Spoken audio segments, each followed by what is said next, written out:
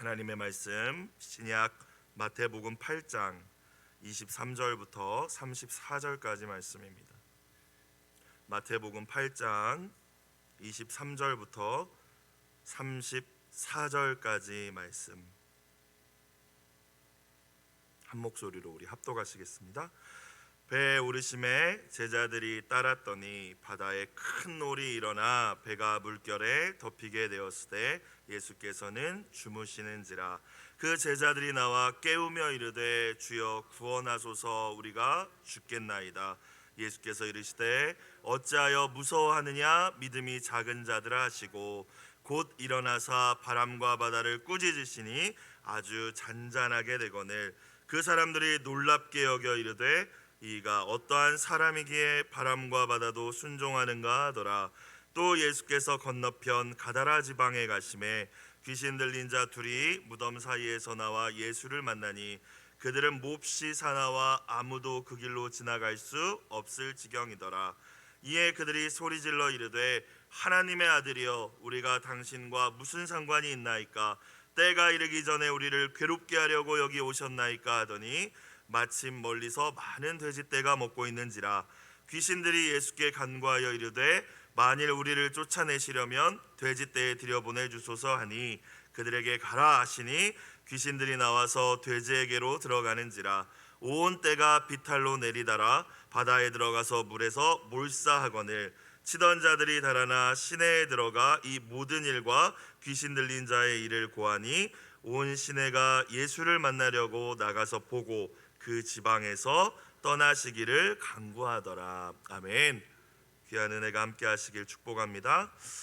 예수님께서 처음 공생의 사역을 시작하신 곳은 이스라엘 지도를 보면 북부 지역인 갈릴리 지역이었죠.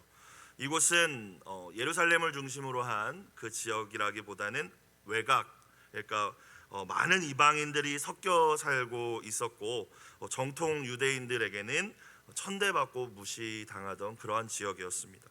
주님은 그곳에서 사역을 시작하십니다.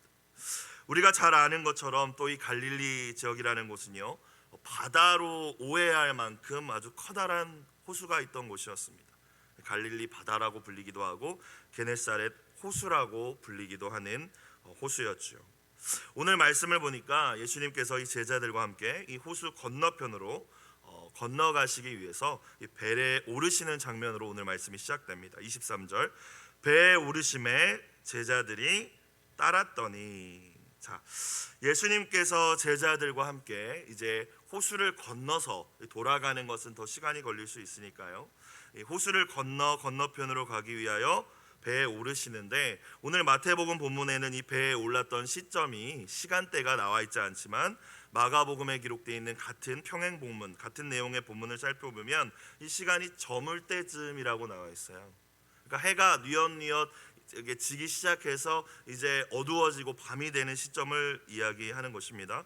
그래서 그때 배에 탄다면 그 시대의 배가 이렇게 제대로 된 배가 아니겠죠. 아마 이 큰 호수를 건너가는 데는 밤새도록 건너야 될 수도 있고, 아마 이 깜깜한 밤 시간대, 새벽 시간대를 이용해서 이제 건너가야 할 것입니다.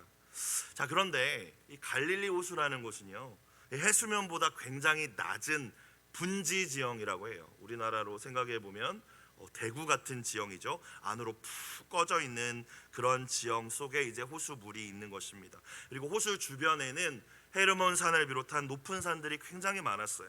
그러니까 이것이 무엇을 의미하냐면 이제 기온이 딱 바뀔 때, 그러니까 해가 딱 지거나 그러면서 이제 일교차라고 하죠. 밤이나 새벽 시간대에 이 산 위의 공기는 항상 차갑잖아요. 이 공기가 이제 무거우니까 밑으로 내려오면 이 호수 공기는, 물은 항상 조금 더 따뜻하기 때문에 이 따뜻한 갈릴리 호수의 물과 이 차가운 물과 이 해가 질 쯤에 부딪힌다는 거죠. 무슨 말이냐면 공기와 공기가 부딪히면 돌풍이 일어나지 않습니까? 언제나. 그렇죠? 모르셔도 됩니다. 그냥 듣고 지나가시면 돼요. 자, 돌풍이 발생이 빈번했다는 거예요. 그래서 갈릴리 호수를 건너가려면, 쉽게 말씀드리면, 쉬운 말로 결론적으로 말씀드리면 지금 건너면 안 된다는 겁니다. 그러니까 해가 있는 따뜻한 낮 시간대에 또 이렇게 모든 것들이 시야가 확보한 시간에 건너야지 저물 때쯤에 밤에 이렇게 호수를 건넌다는 건 굉장히 위험한 일이에요. 여러분, 제자들이 이 사실을 몰랐을 리 없습니다. 12제자 가운데 절반 이상은 어부 출신이지 않습니까? 그것도 이 갈릴리 호수의 뼈가 굵은 어부 출신이에요. 그런데 오늘 말씀을 보니까 23절이 굉장히 간결하죠. 주님이 오르시니까 제자들은 따랐대요.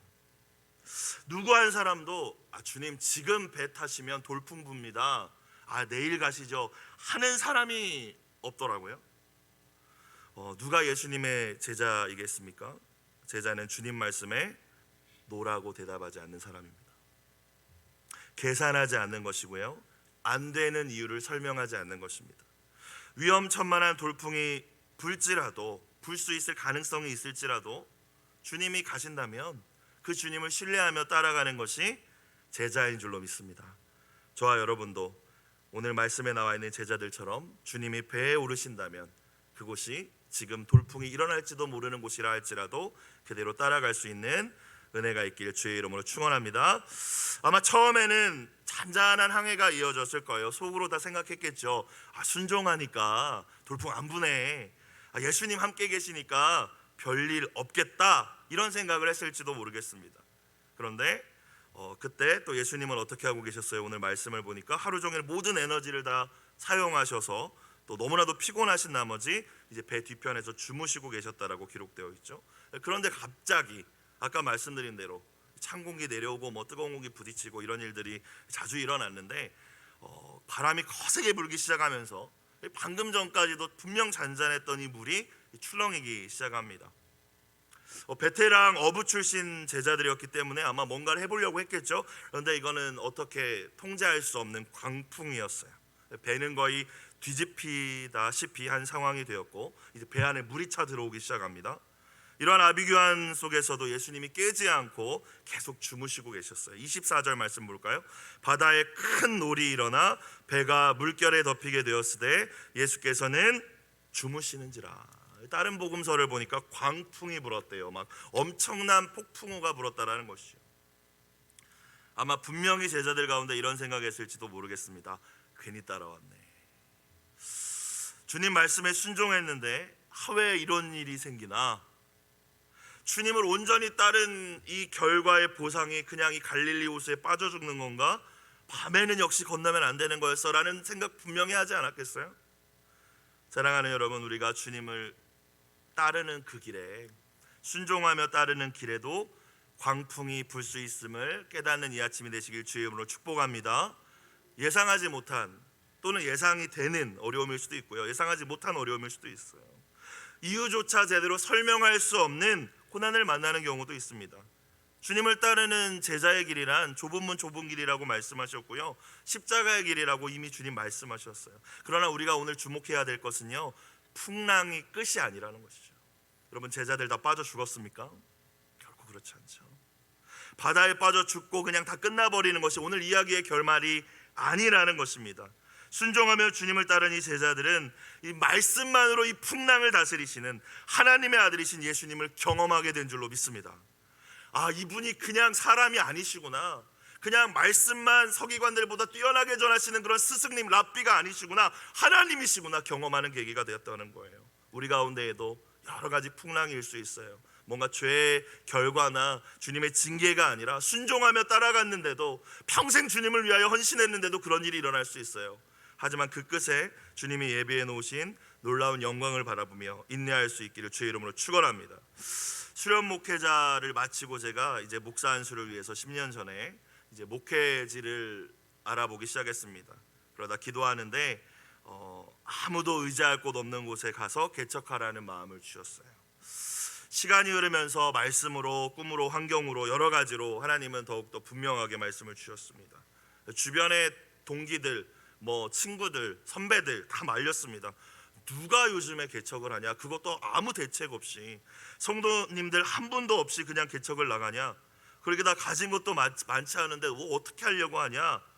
부모님이 계신 곳에서 그냥 비빌 언덕이라도 있는 곳에서 하는 것도 아니고, 거기 아무도 모르는 곳에 거길 왜 가냐? 이런 이야기들만 들렸어요. 그런데 제가 기도하면서 받은, 아내가 함께 받은 하나님의 인도하심이 그곳이었기에 정말 저는 그런 지역이 있는지도 몰랐지만 인천 검단 지역에 가서 개척 목회를 시작했습니다. 마음속에 오늘 제자들처럼 순종했으니까 이제 탄탄대로겠지, 부흥이 계속되겠지, 이런 마음, 또 약간 교만한 마음도 있었을지도 모르겠어요. 그런데 엄청난 이제 풍랑을 만났습니다.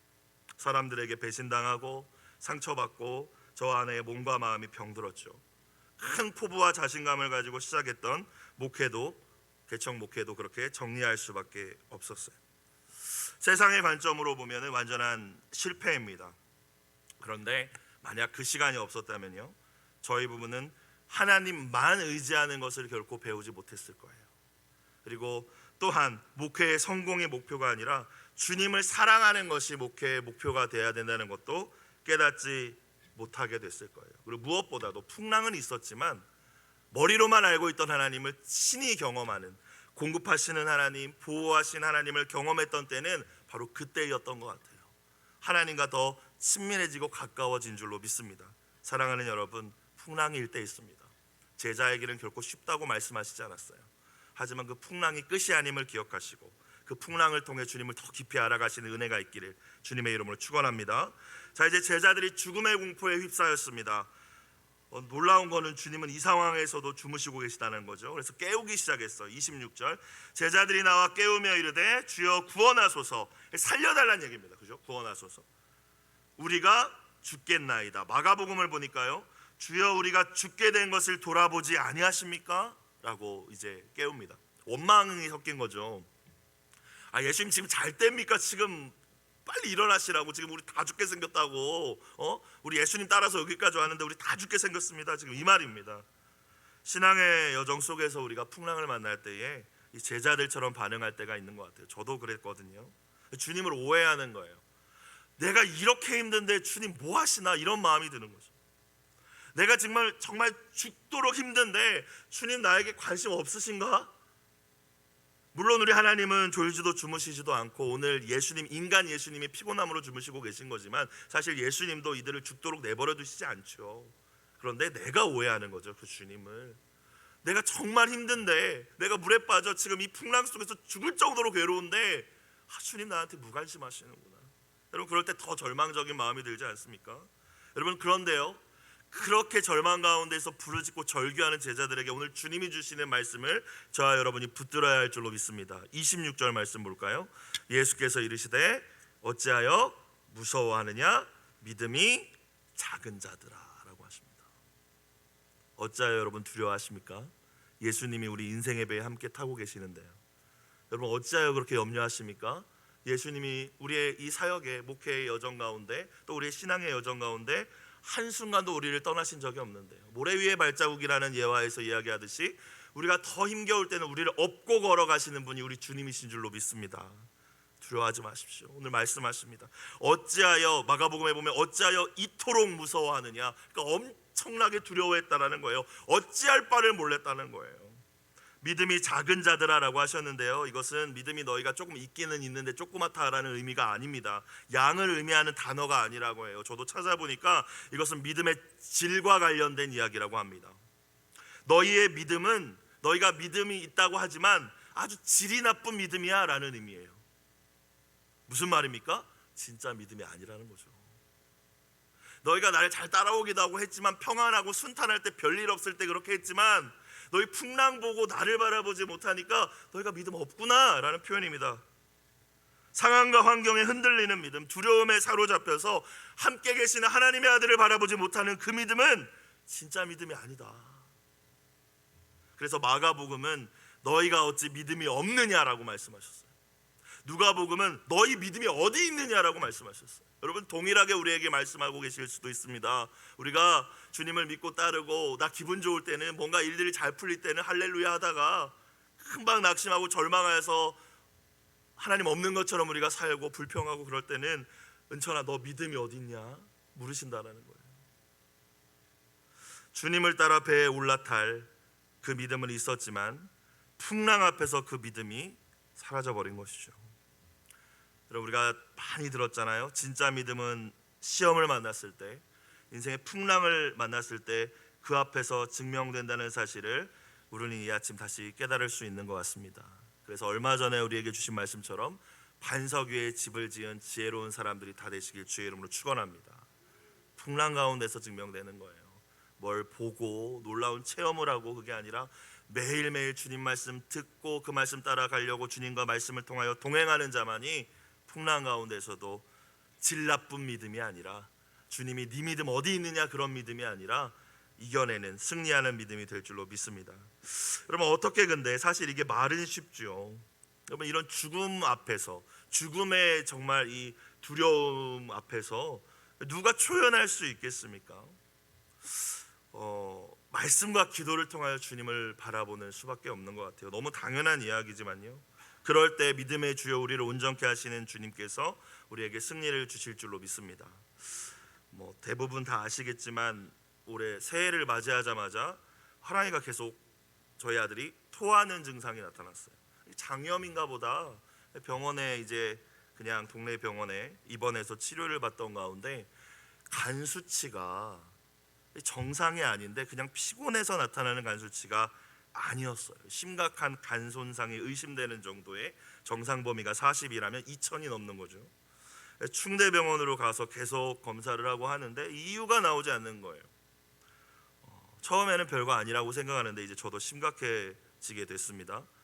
간 수치가 높다는 것은 간이 처리할 수 있는 이상의 일들을 하고 있어서 간 조직과 세포가 파괴되었다는 걸 의미하는 거잖아요. 죽는 거죠. 간은 사실 굉장히 중요한 장기잖아요. 심할 경우엔 간 이식 수술을 받거나 그게 안 되면 이제 생명을 잃을 수도 있는 것입니다. 여러분 엄청난 두려움이 몰려왔어요.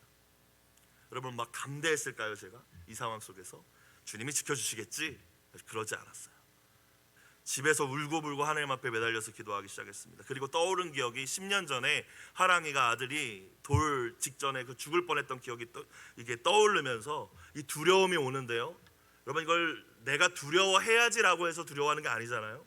이 두려움에 사로잡히는데 아무것도 알 수가 없는 거예요. 그러면서 막 죄책감도 드는 게요. 간 이식을 하게 되면은 내가 내 간을 내어주어야 될 텐데 내가 내 체중 관리, 건강 관리도 또 못 해가지고 내 아들한테 간 이식도 못 해주고 이러면 또 어떡하고 내가 평생 온갖 잡생각과 두려움과 일어나지도 않은 일들에 대한 공포가 마음을 가득 채웁니다. 하나님 왜 우리 가정에 계속 이런 일들이 벌어지나요? 막 이런 이야기도 나왔다가 하나님 제발 도와주세요라고 기도했다가 그렇게 울면서 금식하면서 하루 종일 기도하고 또 회개할 것들이 생각나면 회개하고 했지만 여전히 병원에서는 애가 계속 토하고 수치 잡히지 않고 이제 막 탈진해서 기운이 없어지고 이런 이야기가 들리는 거예요. 여러분 이런 이야기가 들리면 물론 의사 선생님들은 잘 진단하셔서 우리에게 말씀해 주시는 거지만 여러분 그런 사람의 소리 세상의 소리만 들면요 계속 두려워지는 거잖아요. 안 되겠다. 말씀을 읽어야겠다. 성경을 피는데 근데 눈에 안 들어와요. 어디를 읽어야 될지도 모르겠어요. 목사인데도요. 근데 제가 은혜가 되는 말씀들을 읽다가 성도님들에게 보내드리거나 아이들 신방할 때 이미지 파일로 이렇게 만들어진 게 있잖아요. 인터넷에 보면 가피풀 같은 데도 있고 그걸 저장해 놔가지고 이제 100몇 개가 있어요. 그 말씀들이. 그래서 책으로 못 읽겠으니까 핸드폰을 펴서 막 말씀들을 읽으면서 붙잡고 이제 기도를 하는데 눈에 다 안 들어와요. 그러다가 한 말씀 앞에서 딱 멈췄습니다. 열왕기하 20장 5절 말씀이었어요. 죽음 앞에서 눈물을 흘리며 기도했던 히스기야에게 선지자 이사야가 주신 말씀. 내가 너의 기도를 들었고 너의 눈물을 보았노라. 내가 너를 낫게 하리니 네가 3일 만에 여호와의 성전에 올라가겠고. 여러분 굉장히 신기한 거는요. 아무 상황도 달라지지 않았는데 그 말씀이 제 가슴에 꽂힌 줄로 믿습니다. 그러면서 예수님이 다시 바라봐지기 시작했어요. 방금 전까지 내 아들 죽겠구나, 나는 간이식도 제대로 못 해주는 아빠로 이렇게 되면 어떡하나, 이런 일어나지도 않은 두려움에 사로잡혔었는데 온데간데 없이 마치 어둠이 캄캄한 밤에 빛 한 줄기 딱 켜면은 그 어둠이 순식간에 사라지듯이 하나님의 말씀이 들어오는 그 순간에 다시 주님이 바라봐지게 된 줄로 믿습니다. 상황은 똑같았어요. 여전히 수치는 떨어지지 않았습니다. 여전히 토하고 있었어요. 근데 확신이 생기는 거예요. 아니 그냥 수치를 떨어뜨려 달라고 기도한 게 아니라 기도가 바뀌었어요. 왜? 말씀에서 3일 만에 하나님께서 여호와의 성전에 올라가게 하겠다 약속하셨으니까 이 말씀을 나에게 주신다면 하나님 이번 주에 월요일 날 입원했는데 이 상황은 퇴원할 상황이 아닌데 하나님 이 말씀대로 이번 주에 3일 만에 퇴원하여서 우리가 하나님께 기쁨으로 우리 부부가 하나님께 영광 돌리며 예배하게 하옵소서. 그렇게 기도했어요. 놀랍게 그 저녁부터 또 목사님과 성도님들이 합심하여 열심히 기도해 주셨죠. 간 수치가 떨어지고 이제 토요일 아침에 퇴원하게 된 줄로 믿습니다. 지금도 잘 회복하고 건강하게 지내고 있잖아요. 여러분, 풍랑 만날 때 있어요. 두려워요. 목사인 저도 두렵습니다. 그렇게 많이 설교를 하고 머릿속으로 알고 있는 말씀이 안 떠올라요. 여러분, 그럼에도 불구하고 풍랑 속에서 좌절하고 절망하지 마시고요. 여러분, 한순간도 우리를 떠나시지 않으시는 그 주님, 기도와 말씀을 통하여 붙드시는 귀한 은혜가 있기를 주의 이름으로 축원합니다. 자, 예수님께서 이 제자들의 절규에 가까운 부르짖음에 응답하시죠. 26절 후반부에 보니까 곧 일어나사 바람과 바다를 꾸짖으시니 잔잔하게 되었다. 마가복음에 보니까 아예 잠잠하라, 고요하라 이렇게 말씀하셨다라고 기록하여 있습니다. 풍랑으로 배가 전복될 상황에서 피곤함에 깨시지 못할 정도로 주무시는 연약함, 우리와 같은 그 연약함을 가지신 인간, 완전한 인간 예수님이시지만 그냥 그런 인간이 아니라 오늘 말씀을 통하여 우리는 무엇을 봅니까?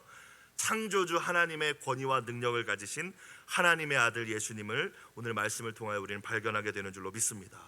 그분이 우리가 믿는 예수님이라는 거예요. 세상은 모르죠. 세상은 인간 예수만 압니다. 피곤하면 주무시고 배가 고프실 때 드셨던 예수님, 그냥 좋은 말씀 좀 전해주셨던 예수님. 하지만 우리가 믿는 우리의 구원자 되신 예수님은 하나님의 아들이시오, 우리를 어떤 풍랑에서도 건져내실 수 있는 능력의 주님이심을 믿을 수 있는 이 아침이 되길 주의 이름으로 축복합니다. 27절, 그래서 제자들이 이렇게 반응하죠. 사람들이 놀랍게 여겨 이르되 이가 어떠한 사람이기에 바람과 바다도 순종하는가? 이 말은 바꿔 말하면 어떤 사람도 이런 일은 할 수 없을 거다. 이분은 사람이 아니구나, 하나님이시구나, 이런 고백이에요. 여러분, 제자들이 풍랑을 만나지 않았다면 말씀으로 풍랑을 잠잠케 하시는 주님을 경험할 수 있었겠습니까?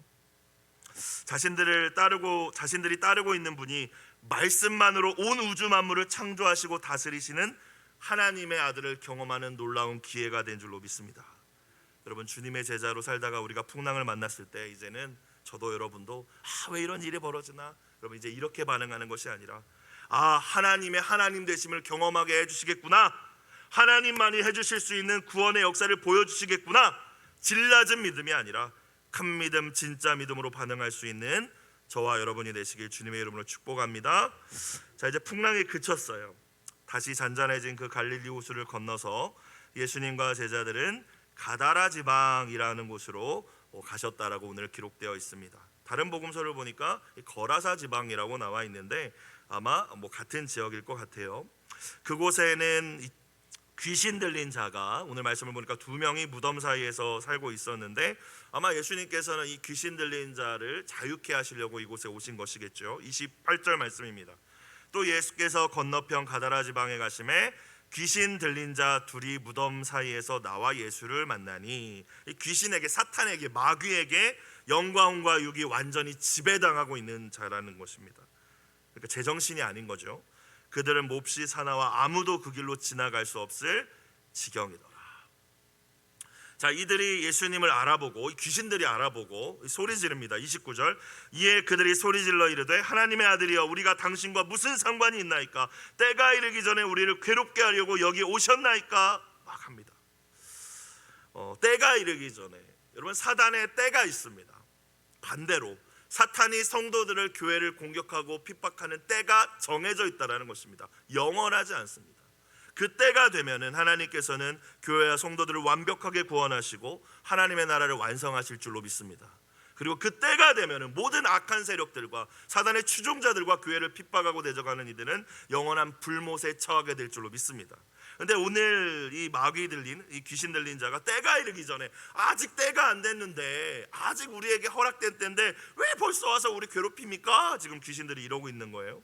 여러분, 재밌는 것은요, 아직 예수님의 제자들도 예수님이 정확히 누군지 모르는데 귀신은 안다는 거예요. 이 19절 보십시오. 하나님의 아들이여 라고 하잖아요. 예수님을 보자마자 하나님의 아들임을 압니다. 여러분, 마가복음에 보니까 예수님께 달려와 절했다라고 나와 있어요.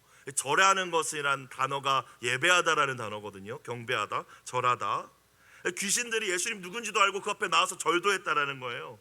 여러분, 여기서 우리가 깨달아야 될 게 하나가 있는 것 같습니다. 예수님에 대한 지식을 가지고 있는 것, 형식적인 어떤 내가 종교인의 모습을 가지고 있는 것이 믿음은 아니라는 거예요. 귀신도 그렇게 한다. 마귀들도 예수님이 누구신지 알고 예수님의 발 앞에 엎드릴 수밖에 없다는 것입니다. 예수님께 진짜 나의 삶의 주권을 온전히 내어드리고 그분께 순종하고자 하는 삶이 없다면요, 우리가 믿음이 있노라 하는 그 믿음은 귀신의 것과 별반 다를 바 없을지도 모른다. 오늘 이 아침 이 말씀을 통하여 이 사실을 깨달을 수 있기를 축복합니다. 자, 이제 더 이상 자신들이 사로잡고 있었던 이 사람 가운데 거할 수 없다고 판단한 귀신들의 선택은 이제 멀리 있는 돼지떼에게 가는 거였어요. 유대인들은 돼지를 불결한 동물로 여겼습니다. 실제로 레위기에도 돼지고기는 먹지 못하게 되어 있잖아요. 그래서 사육하지 않았어요. 그래서 이방인들이 많이 살고 있는 지역이기 때문에 이 돼지를 사육했을 수도 있고, 또 하나님의 율법을 상관없이 가볍게 여기는 돈에만 관심 있는 유대인들이 이 사업을 했을 수도 있지만, 어찌되었건 이 마을은 그 돼지떼 사업이 아주 큰 사업이었던 것 같습니다. 그러니까 마귀들의 선택은 저리로 가게 해달라는 거였죠. 그래서 31절 32절을 보니까 귀신들이 돼지떼에 들여 보내주소서라고 하니까 예수님이 32절에 가라고 하십니다. 귀신들의 요구를 응답했다라는 의미가 아니라 예수님께서 더 이상 이들과 이렇게 말 섞지 않으시고 또 이 사람들을 자유롭게 하는 게 가장 우선순위였기 때문에 주님께서 내보내고 돼지떼에 들어가게 하신 것이었어요. 자, 그런데 이 귀신들이 이 돼지떼한테 들어가서 어떤 일이 벌어져요? 이 돼지를 다 죽입니다. 이게 마귀가 하는 짓이잖아요. 여러분, 그런데 이 돼지를 죽인 것이요, 사탄이 얼마나 교묘하고 정말 나쁜 말로 정말 계략적이고 그런가, 이 사탄의 지혜가 얼마나 있는가 보면요, 오늘 이 사건 때문에 이 마을이 예수님을 거부합니다. 그럼 마귀는 그걸 알았던 거예요. 여러분, 계속 볼까요? 무슨 말인지. 33절 34절, 치던 자들이 달아나 시내에 들어가 이 모든 일과 귀신 들린 자의 일을 고하니. 자, 귀신 들렸던 자는 자유롭게 됐습니다. 이제 제정신을 찾았어요. 예수님 발 앞에 이제 엎드려 있는 상황이에요. 놀라운 일이 일어난 거죠. 정말 하나님의 나라가 임한 것입니다. 정말 모두가 함께 기뻐해 줄 만한 일들이 일어난 거예요. 그 사람들 얼마나 힘들었겠습니까? 가족들도 얼마나 함께 괴로웠겠어요. 그런데 이제 이 소식을 전하고 마을 사람들이 다 나오는데, 지금 고침받고 자유함을 받은 이 사람들에게 관심이 있는 게 아니라 돼지 어디 있어? 이거예요. 우리 돼지 다 어디 갔어? 우리 돈, 우리 사업 다 어떻게 됐냐는 거예요. 여러분, 이 사람들이 고침받은 게 사람이 중요한 게 아니라 당장 내 이익이 사라진 거에 아주 그냥 전전긍긍하게 된 거예요. 그래서 34절 이들이 뭘 선택합니까? 예수님을 받습니다. 예수님이 행하셔서 온전해진 사람도 받습니다. 근데 예수님 영접하지 않잖아요. 떠나십시오. 아마 단호하게 얘기했겠죠. 우리 마을에 들어오지 마십시오. 이 마을에서 나온 사람들, 이 모습이 저와 여러분의 모습은 아닌지 오늘 마지막으로 우리가 생각해 보았으면 좋겠습니다. 여러분, 나 자신만을 위해서 자기중심적으로 살아가며 나에게 유익이 되지 않을 것 같으면 순종하지 않는 그런 모습이 우리 가운데 있다면, 여러분, 오늘 본문에 나와 있는 이 가다라 지방 사람들의 모습이 우리 모습인 거예요. 그렇죠? 사람보다 내 욕심과 돈과 물질과 다른 것을 내가 더 중요하게 여기면서 신앙생활 하노라 하고 있다면 이 사람들의 모습이 저희의 모습인 겁니다. 예수님과 상관없이 살아가는 것, 희생, 섬김, 헌신, 그런 거 없이 그냥 조용히 교회만 다니고 싶다라고 하는 그런 모습들. 오늘날 수많은 성도님들이 조금 더 주님을 가까이 하는 삶이 나에게 혹시라도 손해가 될까 봐 계산하고 선을 그어놓고 여기까지만이라고 하면서 신앙생활합니다. 안정과 효율을 생각해서 그렇게 계산적으로 신앙생활하는 것이죠. 내가 누리고 가지고 있는 것은 절대 빼앗기지 않을 거야. 그러면 우리는 저들과 마찬가지로 진정한 거룩한 것의 가치를 모르는, 진주의 가치를 모르는 돼지는요, 물에 빠져 죽은 돼지들이 아니라 오늘 말씀에 저들이 그 가치를 모르는 돼지죠. 오늘 매일 성경 기도 제목을 보니까요, 오늘 한날도 만유를 창조하신 예수님의 권능의 말씀을 순종으로 받들어 살게 하소서. 이 기도 제목을 가지고 오늘 하루도 온전히 승리할 수 있기를, 우리가 믿는 예수님이 누구신지, 우리의 믿음이, 나의 믿음이 꼭 제자들의 믿음과 같이 주님을 따라가긴 하지만 풍랑 가운데 두려워하는 믿음은 아닌지, 또 혹시나 우리의 모습이 저 가다라 지방 사람들의 이기적인 모습은 아닌지 돌아보며 주님의 권능의 말씀에 온전히 순종하는 귀한 날 되시길 주의 이름으로 축복합니다. 기도드리겠습니다. 사랑과 은혜가 풍성하신 하나님 아버지, 주님 말씀 앞에 우리의 모든 계산을 내려놓고 온전히 순종할 수 있는 믿음을 주옵소서. 주님을 따르다가 풍랑 만난다 할지라도 절대로 절망하지 말게 하시고 포기하지 않게 하시고 우리와 함께 하시는 주님 바라보며 주님 끝까지 의지하는 믿음을 더하여 주옵소서. 하나님, 저희에게 진짜 가치 있는 것, 영원한 것, 하나님 나라를 위하여 살아갈 수 있는 지혜와 능력 또한 부어주셔서 이 한날도 누군가 죽어가는 한 영혼을 위하여 귀한 씨를 심는, 눈물로 씨를 뿌리는 우리의 삶과 신앙이 되게 하여 주옵소서. 드려진 예물을 흠양하여 주시고 눈물로 드린 기도에 하나님 아름답게 응답하여 주시옵소서. 예수님의 이름으로 기도드리옵나이다. 아멘.